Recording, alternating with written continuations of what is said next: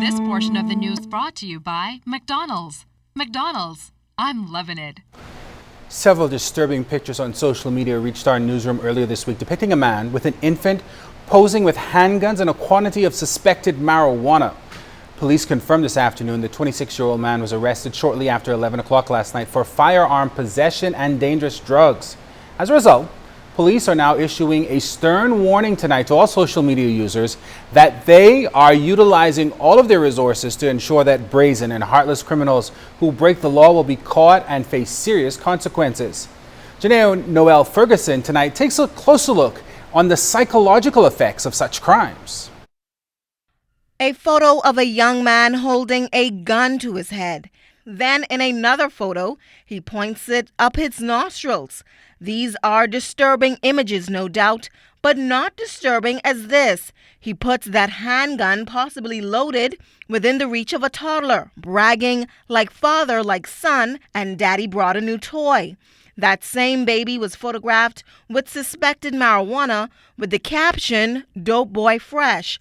The troubling images led to a police investigation, and acting on intelligence, police were able to make an arrest.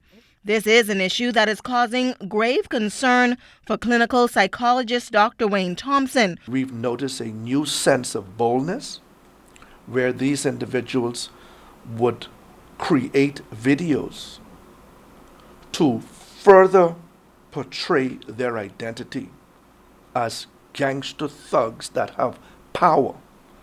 And for them in their minds, this is equal to an accomplishment as a Rhodes Scholar, an Olympic gold medalist, a Pulitzer Prize winning author. This is the pinnacle for them. The issue, he said, is not limited to young males in our country, but females as well. Dr. Thompson predicts that the wanton disregard for the law will continue.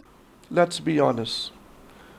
Young men in Baintown that do not have a passport, that has never traveled to a family island nor a foreign country, how do they get their hands on semi-automatic weapons?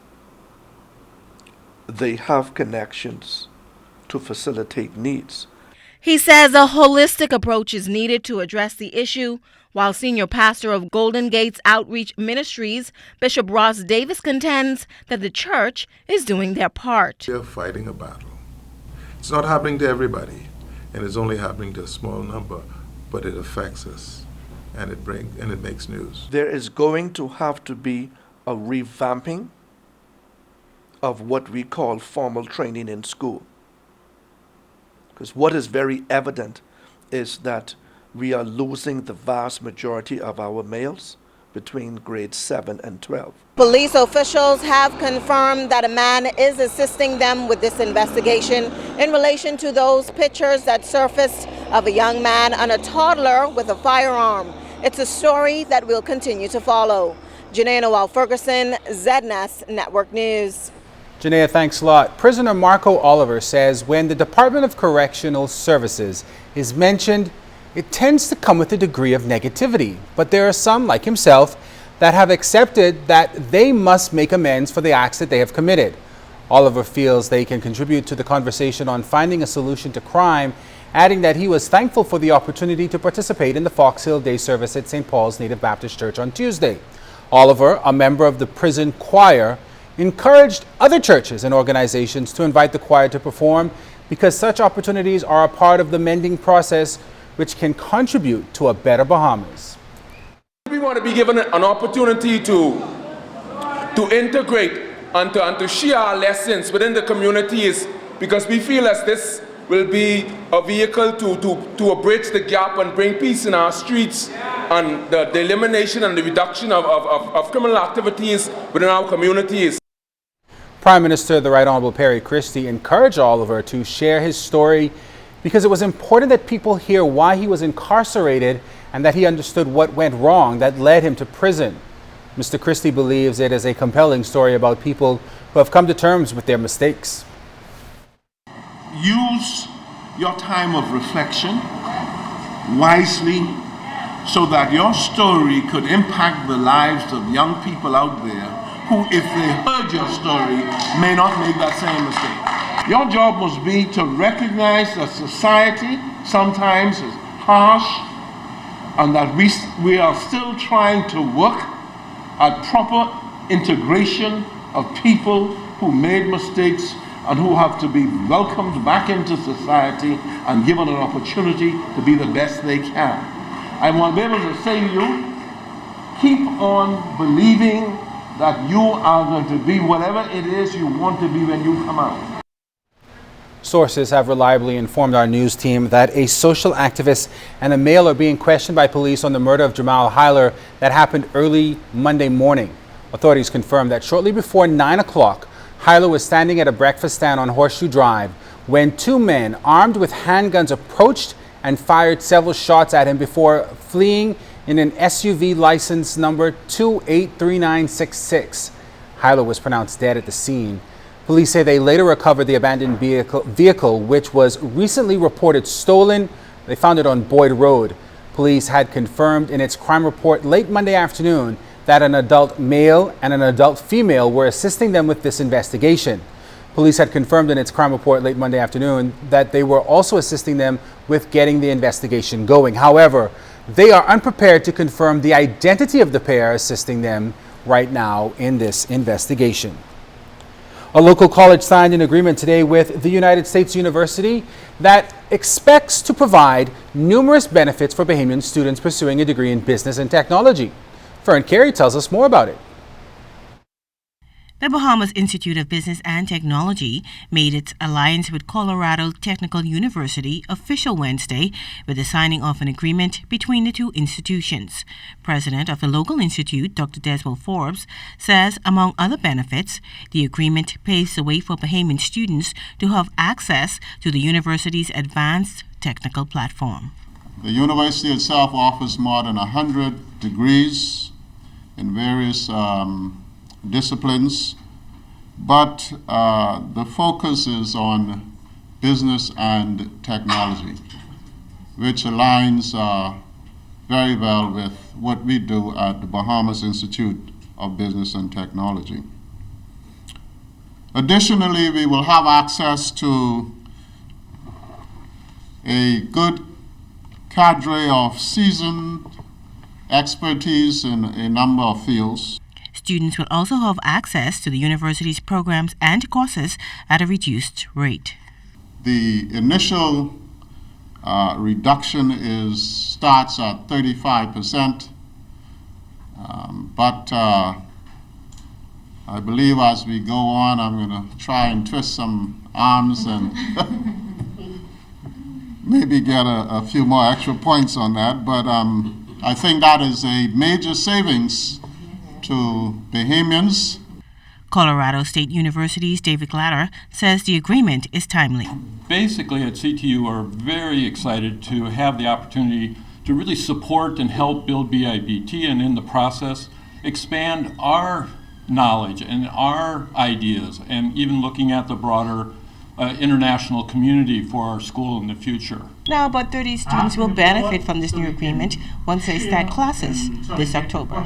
Fern Carey, ZNS News. This portion of the news was brought to you by McDonald's. McDonald's, I'm loving it.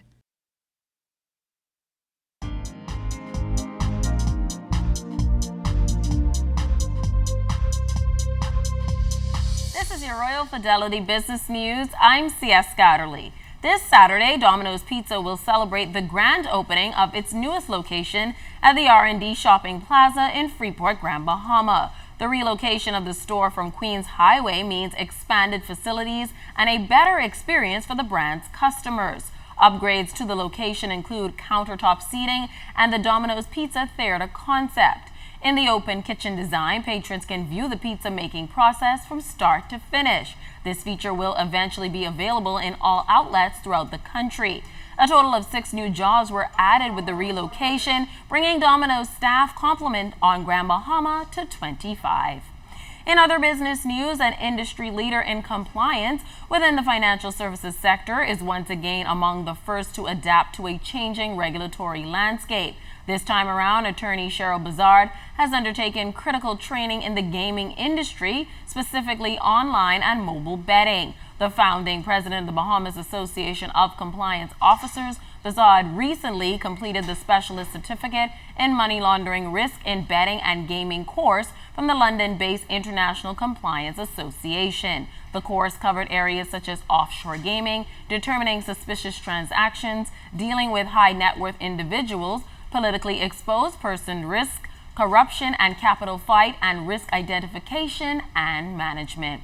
And in international news, global stocks sold off sharply on Wednesday after China's currency declined for a second day, sending fears through investors.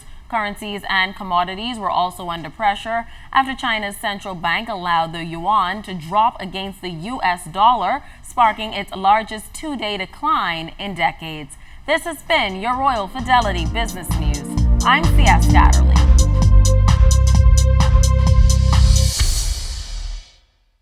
Most days, there's often nothing positive spoken about the young people of the nation. Well, 25 of them recently completed a program which led to the production of the play entitled Thief of Love. Writer and director Therese Davis Nixon said the play was inspired by the production West Side Story, but with a local twist. Jimenita Swain tells us that the one-day play promises not to disappoint. The play Thief of Love is set to be staged this Friday for one day only at the Dundas Theatre. The production is the vision of writer-director Therese Nixon Davis and tackles a number of issues like love and immigration. She said the job of actors is to paint what's happening in society. I believe that immigration is a serious issue, so in no way am I trying to suggest that we just open up the borders. But at the same time, we must also have a humane understanding that what happens when people fall in love. So I'm hoping that at the end of the day, the patrons walk away with, we've got to solve this illegal immigration issue because the rippling effects of it are so far-reaching.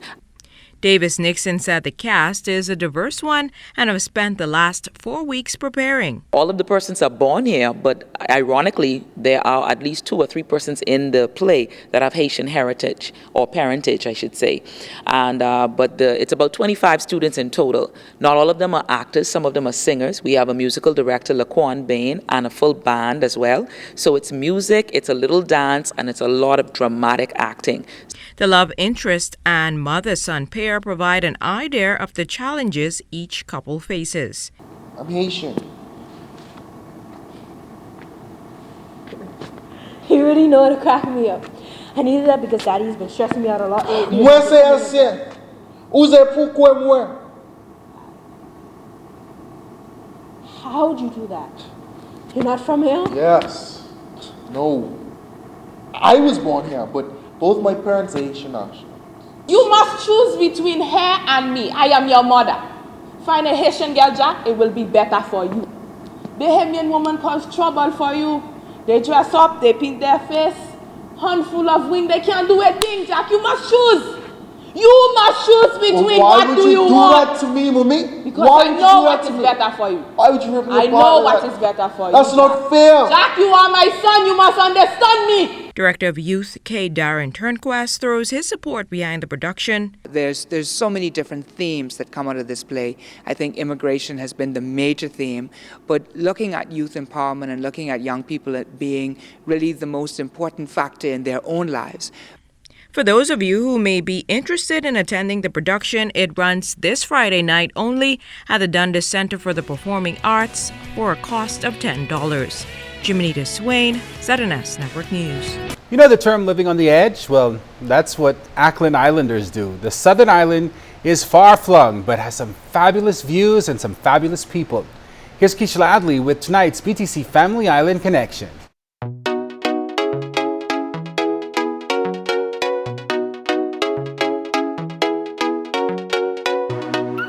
Mail going today and leaving all behind. Oh, the mail, the mail, the mail. Where's like that? You repeat that?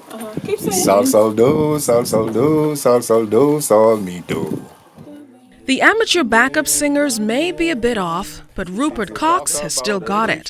His more than 40-year-old classic reminisces on the days when the Luella sailed between Acklands and the capital. The steamer lap wrong their point. All them girls gonna change their mind. And you see, and you know, all of that is saying all of those things. People may say, well, you just put some words together, but no, this was the way of life back in the day. And when you have the boat, the steamer they're talking about, is, the boat then was called Luella. Take 2 weeks to get to Nassau. We didn't have no motorboat those days. It was sailboat. A lot has changed since then, including phone service and, more recently, internet access on the island. It's how Cox keeps his bone fishing lodge going.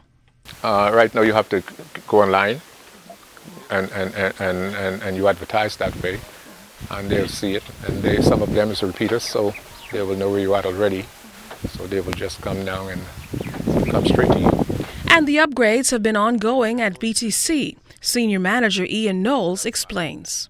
2 years ago, we avoided the traffic from Spring Point directly into Crocodile. We went through Lovely Bay, which is a shorter distance, and there's not much water to travel over. And so from then we went from a 10 meg signal into 200 megs, and service have improved ever since. We could give people now high-speed internet. Then we went from TDMA, we went into GSM, 2G, 4G, and now we into LT. So some customers who get smartphones can actually get download speeds of 35 meg. Though he spent most of his days in his homeland, his days performing in Nassau are unforgettable. But it's hard to compete with a view like this. Island Administrator Harvey Roberts. Where we're at the point we're at now, we can do our southeast, is Planter Key, which is one of the most southeastern islands in the country. If you were to go beyond that, the next island you would come to is Mayaguana, and beyond Mayaguana is the DR, Dominican Republic, and the Turks and Caicos. So close beyond to the edge of the Bahamas. They're right at the edge. Yellow bird hop high in banana tree. It's certainly the kind of place that inspires songs about nature.